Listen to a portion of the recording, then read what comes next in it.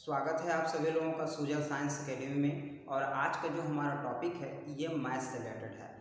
Math का most important topic त्रिकोणमिति के बारे में। तो त्रिकोणमिति शुरू करने से पहले हम इसका कुछ बेसिक जान लेते हैं, ये त्रिकोणमिति होता क्या है। तो चलिए शुरू करते हैं। तो त्रिकोणमिति को इंग्लिश में क्या बोला जाता है? तो ट्रिग्नोमेट्री बोला जाता है। और जो ये ट्रिग्नोमेट्री शब्द है ना, ये ग्रीक शब्द से मिलकर बना है। ग्रीक का दो शब्द है, एक का अर्थ होता है ट्रिगोन और दूसरे का अर्थ होता है मेट्रोन। ट्रिगोन और मेट्रोन से मिलकर ट्रिग्नोमेट्री बना है। तो ट्रिगोन का मतलब होता है तीन कोण वाली आकृति और मेट्रोन का मतलब होता है मापना, अर्थात तीन कोण वाली आकृति को मापना ही ट्रिग्नोमेट्री कहलाता है, यानी कि त्रिकोणमिति कहलाता है। त्रिकोण यानी तीन कोणों को, मिति माने मापना, तो किसी त्रिभुज के तीनों कोणों को मापना ही त्रिकोणमिति कहलाता है। यानी कि त्रिभुज के किन्हीं तीनों भुजाओं को मापना ही त्रिकोणमिति कहलाता है। यानी कि त्रिकोणमिति के सहायता से हम कोणों को और त्रिभुजों को मापते हैं, किसी भी त्रिभुज के। इसकी सहायता से वृत्त और बहुभुज को भी मापा जाता है, यानी कि वृत्त और बहुभुज का भी अध्ययन हम त्रिकोणमिति की सहायता से करते हैं। अब बात आती है इसमें कोण की बात आती है। कोण को हम डिफाइन कैसे करते हैं? अगर ऐसे कोई पूछे कि कोण किसे कहते हैं, तो कोण को हम इंग्लिश में एंगल बोलते हैं, सभी लोग जानते हैं। तो कोण होता क्या है? कोण का मतलब ये होता है कि रेखा गणित में किसी एक बिंदु से खींची गई दो किरणों के बीच जो गैपिंग आता है उसी को कोण बोलते हैं। यानी कि जैसे ये एक बिंदु है, यहाँ पे ये एक बिंदु है। अब यहाँ पे एक बिंदु है, यहाँ से एक किरण इधर खींच दो, एक किरण इधर खींच दो, तो इसके बीच जो ये गैपिंग है इसी को क्या बोलते हैं? इसी को कोण बोला जाता है।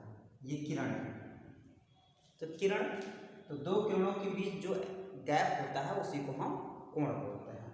और कोण को रिप्रेजेंट कैसे किया जाता है? तो ये कुछ इस तरह से बनाइए, इसलिए इसको इस तरह दिखाया भी जाता है। तो दो किरण, इसमें दो किरण को दिखाया जाता है, तो कोण को हम इस तरह से रिप्रेजेंट करते हैं, क्योंकि इसमें दो किरण होती है, एक चाहे एक इधर गई है, एक इधर गई है, तो कोण को हम इस तरह से दिखाते हैं।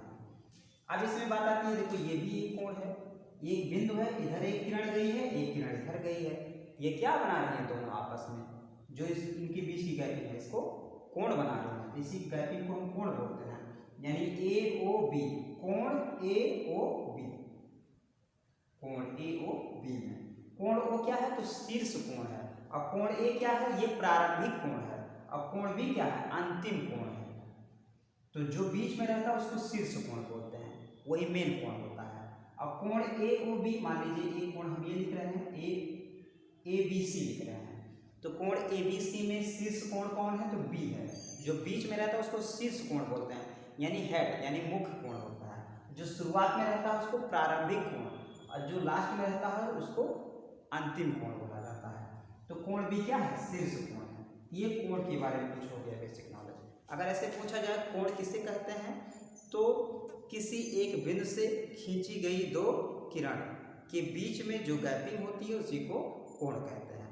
और जो कोण बीच में होता है उसको शीर्ष कोण बोलेंगे, और जो कोण शुरुआत में होता है उसको प्रारंभिक कोण बोलेंगे, और जो लास्ट में होता है उसको अंतिम कोण बोला जाता है। ये कोण के बारे में हो गया। अब देख लेते हैं धनात्मक कोण और ऋणात्मक कोण क्या होता है। धनात्मक कोण का मतलब होता है जो x अक्ष, यानी एक x अक्ष होता है, एक y अक्ष होता है। अगर आप ऐसे नॉर्मली समझिए, जैसे घड़ी है एक, तो घड़ी में अगर आप एंटी क्लॉकवाइज चलेंगे, यानी कि घड़ी के विपरीत दिशा में चलोगे, तो आपको धनात्मक कोण मिलेगा, और अगर घड़ी की दिशा में चलोगे तो आपको ऋणात्मक कोण मिलेगा। जैसे मान लीजिए घड़ी है, तो घड़ी के विपरीत दिशा में चलोगे, यानी 0 डिग्री से यहाँ पे आगे, मान लीजिए 12 पे आगे, तो 12 पे आपको क्या मिलेगा? एकदम 90 डिग्री का कोण मिलेगा।